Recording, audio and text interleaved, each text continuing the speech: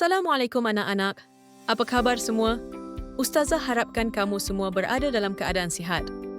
Pada hari ini, kita akan mempelajari tajuk Adab Berziarah.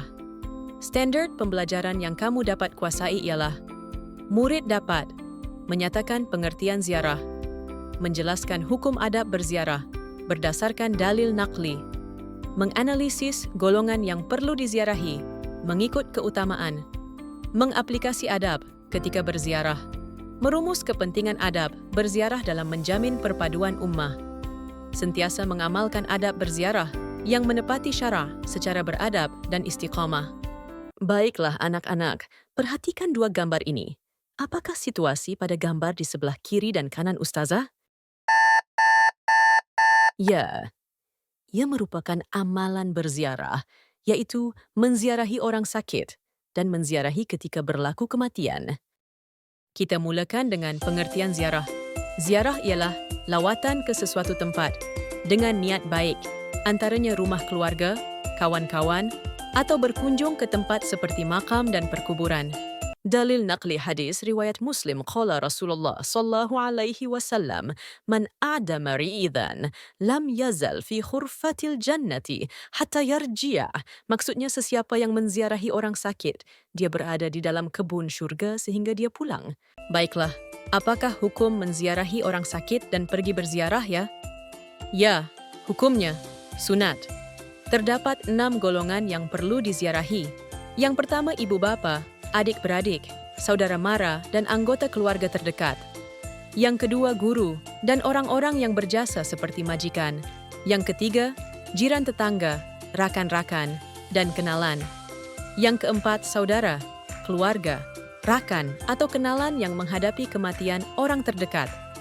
Yang kelima, orang sakit yang ditimpa musibah. Dan yang keenam, sahabat kepada keluarga yang telah meninggal dunia. Hai semua, nama saya Mila. Saya akan berkongsi adab berziarah dalam Islam. Yang pertama, niat yang baik. Kedua, maklumkan kedatangan kepada tuan rumah serta pilih masa dan keadaan yang sesuai. Ketiga, meminta izin dan mendapat jemputan tuan rumah. Keempat, mengucapkan salam dan memberikan ruang kepada tuan rumah untuk bersedia.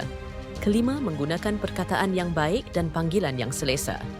Keenam, mengawal pandangan mata daripada mencari kekurangan tuan rumah.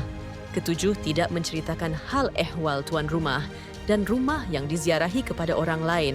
Kelapan, meminta izin untuk pulang dan tidak berada terlalu lama di rumah orang yang diziarahi. Kesembilan, menutup aurat dan menjaga batasan sebagai tetamu.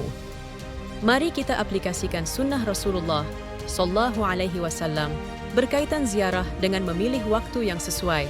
Tempoh ziarah tidak terlalu lama dan berniat ikhlas. Apabila kita mengerjakan umrah dan haji, pastinya kita pergi ke makam Rasulullah sallallahu alaihi wasallam. Berikut merupakan tata cara ziarah makam Rasulullah. Pertama, banyakkan berselawat atas Rasulullah sallallahu alaihi wasallam. Kedua, melangkah masuk dengan kaki kanan. Ketiga, bersolat di raudhah. Keempat, berdiri menghadap dinding makam. Kelima, kosongkan fikiran daripada hal dunia. Keenam, ucapkan salam kepada baginda Nabi Muhammad sallallahu alaihi wasallam. Setiap yang hidup pasti akan mati. Apabila kita menziarahi orang yang meninggal dunia, pastikan kita mengikut tata cara berziarah. Pertama, mengucapkan inna lillahi wa inna ilaihi rajiun. Kedua, mengucapkan takziah kepada keluarga. Ketiga, solat jenazah dan mendoakan kesejahteraan.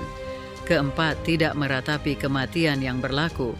Kelima, berkata yang baik tentang orang yang meninggal dunia. Keenam, mengelakkan amalan khurafat dan menimbulkan fitnah.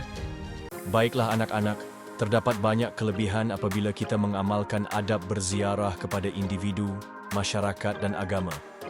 Mendapat pahala dan ganjaran syurga, melahirkan individu yang berakhlak dan disegani, mengeratkan silaturahim, membentuk masyarakat prihatin dan berkasih sayang, memelihara kemuliaan Islam dan mewujudkan perpaduan. Manakala akibat jika kita mengabaikan adab berziarah ialah mendapat kemurkaan Allah, menggugat ketenangan dan keselesaan orang lain, menimbulkan kebencian dan permusuhan, menghilangkan perasaan hormat menghormati dalam masyarakat, mencetuskan salah faham tentang imej Islam, mewujudkan perasaan tidak selesa masyarakat terhadap orang Islam. Semoga apa yang dikongsikan dapat kita manfaatkan bersama-sama dan mengamalkan sunnah Rasulullah sallallahu alaihi wasallam. Terima kasih bersama dengan Ustazah hingga ke akhir tajuk pelajaran kita. Sehingga berjumpa lagi. Bye. Assalamualaikum.